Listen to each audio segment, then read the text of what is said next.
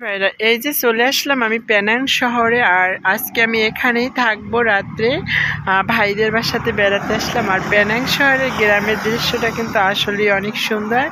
এই যে দেখতে পাচ্ছেন একটা মেল দোকান, পাশে রয়েছে সিমবিলান পাশে আর মিনি।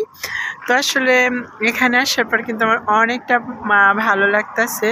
মনে হলো এটা বাংলাদেশের কোনো এক প্রাকৃতিক। তো চলুন আপনাদেরকে সম্পূর্ণ এলাকাটা দেখাচ্ছি ঘুরে ঘুরে। এটা আপনারা পেনাং শহরে যারা আছেন অবশ্যই চিনবেন, বাতু কাউসান পেনাং শহরে।